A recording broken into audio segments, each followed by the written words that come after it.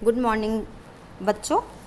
आइए आज हम पाठ 1 कबीर द्वारा रचित हम तो एक एक करी जाना पाठ का अध्ययन करेंगे। बच्चों, कविता में किसी भी पाठ का अध्ययन करने से पहले सबसे पहले हम कवि परिचय करते हैं। ठीक है, हम तो एक एक करी जाना ये कबीर द्वारा लिखित ये काव्य है। सबसे पहले हम कवि परिचय करते हैं। देखिए बच्चों, कबीर जन्म सन 1998 वाराणसी के पास लहरतारा उत्तर प्रदेश में इनका जन्म हुआ था। प्रमुख रचना बीजक, जिसमें साखी, शबद और रामायणी संकलित है। मृत्यु सन 1518 में बस्ती के निकट मगहर में इनका मृत्यु हुआ था। कबीर भक्तिकार के निर्गुण धारा ज्ञानश्री शाखा के प्रतिनिधि कवि हैं। वे अपने बात को साफ एवं दो टूक शब्दों में प्रभावी ढंग से कह देने के लिए हिमायती माने जाते हैं। बन पड़े तो सीधे सीधे, नहीं तो दरेरा देकर। इसलिए कबीर को हजारी प्रसाद द्विवेदी ने वाणी का डिक्टेटर भी कहा है। कबीर के जीवन के बारे में अनेक किंवदंतियाँ प्रचलित है। उन्होंने अपनी विभिन्न कविताओं में खुद को काशी का जुलाहा कहा है। कबीर की विधिवत साक्षर होने का कोई प्रमाण नहीं मिलता। मसी कागज छुयो नहीं, कलम गयो नहीं हाथ जैसी कबीर की पंक्तियाँ भी इसका प्रमाण देती है। उन्होंने देशाटन और सत्संग से ज्ञान प्राप्त किया।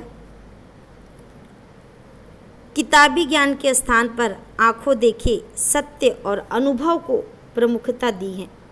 उनकी रचनाओं में नाथों, सिद्धों और सूफी संतों की बातों का प्रभाव मिलता है। वे कर्मकांड और वेद विचार के विरोधी थे तथा जाति भेद, वर्ण भेद और संप्रदाय भेद के स्थान पर प्रेम, सद्भाव और समानता का समर्थन करते थे। यहाँ प्रस्तुत पहले पद में कवि ने परमात्मा को सृष्टि के कण कण में देखा है, ज्योति रूप में स्वीकारा है तथा उनकी व्याप्ति चराचर संसार में दिखाई है। इसी व्याप्ति को अद्वैत सत्ता के रूप में देखते हुए विभिन्न उदाहरणों के द्वारा रचनात्मक अभिव्यक्ति की है। दूसरे पद में कवि ने बाह्य आडंबरों पर प्रहार किया है। साथ ही यह भी बताया है कि अधिकांश लोग अपने भीतर की ताकत को न पहचानकर अनजाने में अवास्तविक संसार से रिश्ता बना बैठते हैं और वास्तविक संसार से बेखबर रहते हैं। दोनों पदों में जयदेव सिंह और वासुदेव सिंह द्वारा संकलित संपादित कबीर के खंड शबद से ये लिए गए हैं। देखिए बच्चों, आइए अब इसके बाद हम पाठ आरंभ करते हैं। पाठ आरंभ करेंगे। पहला पद है। पहले पद में क्या है देखिए, इसमें कह रहे हम तो एक एक करी जाना, दोई कहे तिनको, तीन ही को दोजन जिन नाहिने पहचाना। एक पवन एक ही पानी, एक ज्योति समाना, एक खाक गढ़े सब भाड़े, एक कोहरा साना। जैसे बाढ़ी काष्ट ही काटे, अगिनी न काटे कोई, सब घटी अंतरी तू ही व्यापक, धरे स्वरूपे सोई। माया देखी के जगत लुभाना, काहे रे नर गरवाना। निर्भय भया कछु नहीं व्यापे, काहे कबीर दीवाना। कहे कबीर दीवाना। बच्चों, पहले मैं बता दूं कि कबीर की भाषा सदुकड़ी है। सदुकड़ी यानी खिचड़ी भाषा। और इनकी भाषा क्या है कि हर जगह से मिलजुल कर बनी हुई भाषा है। सबसे पहले आइए मैं काव्य में कठिन शब्दों का अर्थ आपको समझाने का प्रयास करूंगी, उसके बाद मैं व्याख्या की तरफ जाऊंगी। तो देखिए, एक मने परमात्मा या एक, दोई मने दो, तीन ही उनको, दो जग नरक, ठीक है, दो जग यानी नरक, नाहिन नहीं, एकय एक, पवन हवा, ज्योति प्रकाश, समाना व्याप्त, खाक मिट्टी, गढ़े रचे हुए, भाड़े बर्तन, कोहरा कुम्हार, साना एक साथ मिलकर, बाढ़ी बढ़ई, काष्ठ लकड़ी, अग्नि आग, घटी घड़ा, हृदय, ठीक है, अंतरी भीतर अंदर, व्यापक विस्तृत, धरय रखे, स्वरूपय स्वरूप, सोई वही, जगत संसार, लुभाना मोहित होना, नर मनुष्य, गर्वाना गर्व करना, निर्भय निडर, भया हुआ, दीवाना बैरागी। आइए बच्चों, अब मैं इस काव्य का आपको विस्तृत व्याख्या बताती हूँ। हम तो एक एक करी जाना। प्रस्तुत पद हमारे पाठ्य पुस्तक आरोह भाग 1 में संकलित निर्गुण परंपरा के सर्वश्रेष्ठ कवि कबीर के पदों से उद्घृत है।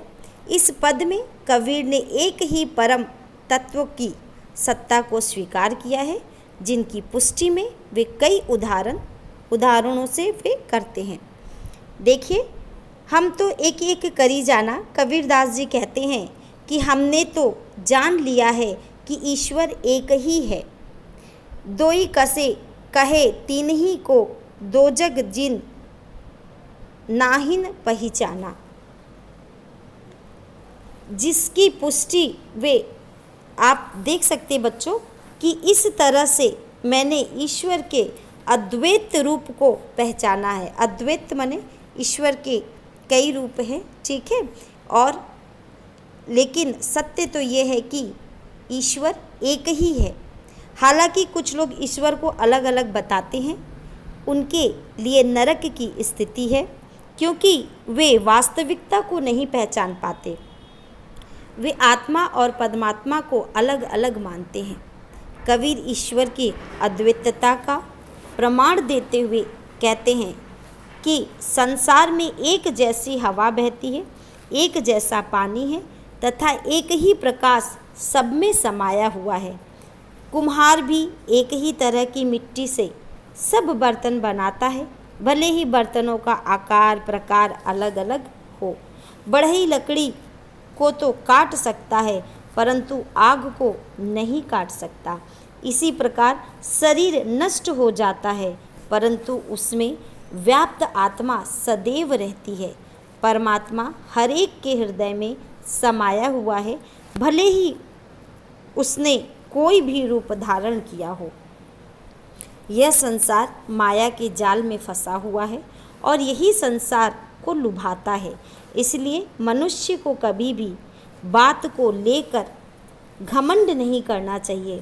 प्रस्तुत पद के अंत में कबीरदास जी ने कहते हैं कि जब मनुष्य निर्भय हो जाता है तो उसे कुछ नहीं सताता। कबीर भी अब निर्भय हो गया तथा ईश्वर का दीवाना हो गया है। देखिए बच्चों, बहुत ही स्पष्ट शब्दों में कबीरदास जी ने ये बताने का भरसक प्रयास किया है कि ईश्वर की सत्ता एक है। हम भले उसे विभिन्न रूपों में देखते हैं, परंतु ईश्वर एक ही है। और आत्मा और परमात्मा का संबंध बताया है। ये नश्वर शरीर हमारा नष्ट हो जाता है, लेकिन आत्मा वो परमात्मा में जाकर ही मिलता है और परमात्मा हमारा अद्वैत है, जिसे हम अलग अलग नहीं कर सकते, एक ही परमात्मा है। जिस तरह से बढ़ई मिट्टी तो एक ही होता है, लेकिन उससे विभिन्न विभिन्न प्रकार के बर्तनों को बनाता है, आकार देता है, लेकिन मिट्टी एक ही है, वजूद उसका वही है। उसी तरह कबीरदास जी ने बताने का प्रयास किया है कि यहाँ पर आत्मा परमात्मा का अंश है और कभी भी हमें परमात्मा को अलग करके नहीं देखना चाहिए। और जो इंसान निर्भय हो जाता है, निर्भय हो जाना माने जो इस संसार से निर्भीक हो जाता है, वो इस माया जाल में, बंधन में नहीं बनता। धन्यवाद बच्चों। नेक्स्ट पद हम दूसरे वीडियो में बनाएंगे, क्योंकि बहुत ज़्यादा बड़ा हो जाने से वीडियो सेंड नहीं हो पाएगा। ठीक है, उम्मीद करते हैं आपको समझ में आया होगा। धन्यवाद बच्चों।